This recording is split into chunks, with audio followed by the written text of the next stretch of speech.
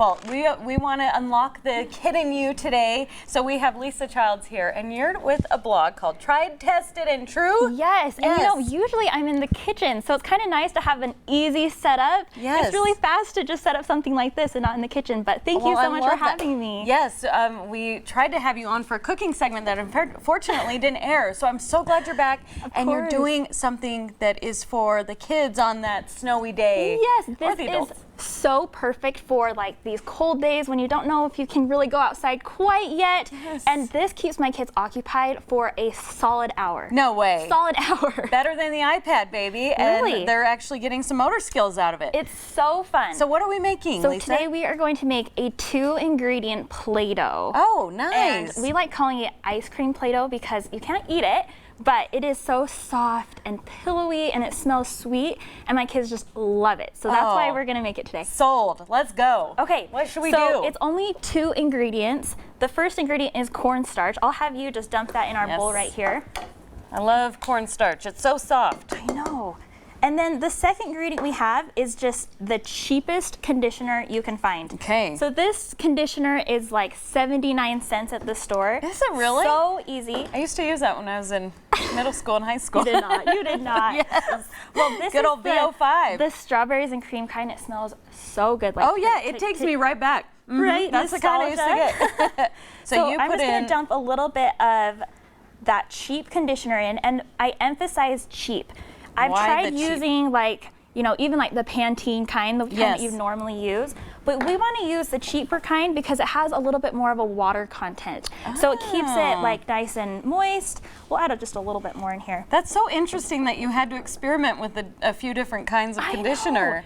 Okay, and so let me tell you, one day I was Googling like homemade Play-Doh recipes, and there are so many, but a lot of them you have to cook or you have to go out and get like lots of weird ingredients. Yes. This is 2 ingredients, you don't have to cook it. It lasts in a Tupperware so you can play with it more than once. How long does it last? I mean, I've had it last for like weeks. You just have to. That's great because my son likes, if I buy Play-Doh, he mixes all the colors together. Like one-time use. Yeah, it's one time, and it's not even as cheap as that to get the Play-Doh. Exactly. Well, you're looking great. See how it's feeling like really soft? It's like airy. So satisfying. It's kind of crazy, right? It's the therapy as the parent to make it, and then the therapy for the kids to play with it. Yeah, I watch my kids make the mess over here, and I just kind of have my own pile because it's so therapeutic to just kind of massage in my fingers. Do we have to massage it now?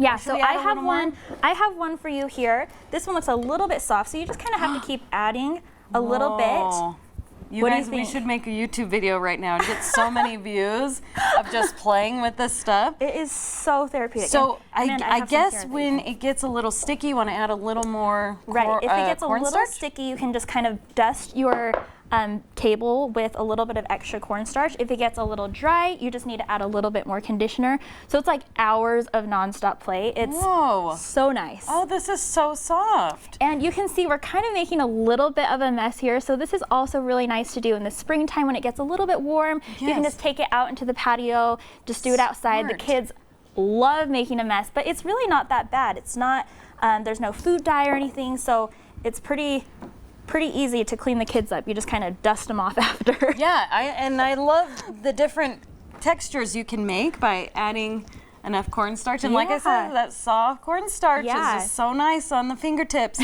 Okay, so what do we do now that we make it? Do you just get out the cookie cutters and let them go crazy? So I usually, like I said, you can kind of dust like your bench like this, kind of like you're making noodles or something, right? Oh, yeah. And you can kind of dump some on here.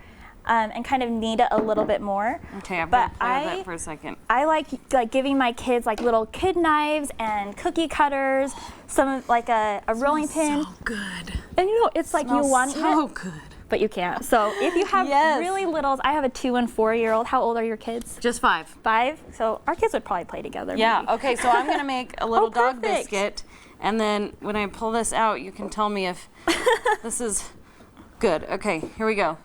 It's perfect. It does It holds. It does hold. Very nice. Lisa, where can we find you and all these amazing ideas? Well, like I said, usually I'm in the kitchen because my blog is about instant pot cooking. So I share pressure cooking recipes on Instagram, YouTube, and Facebook. And I actually was just chosen as YouTube's creator of On the Rise last week because my YouTube channel is like growing and it's been so cool. Thank you for that. Congratulations. Thank you. So maybe I need to put this on my YouTube channel. But you can find this recipe on my website, triedtestedandtrue.com. You can also follow me on Instagram at Instant Pot Cooking, where I share lots of fun tips, tricks, like fun things to do with the kids, Lisa, and in the kitchen. Don't let me eat it. Don't let me eat it. Thank you so much.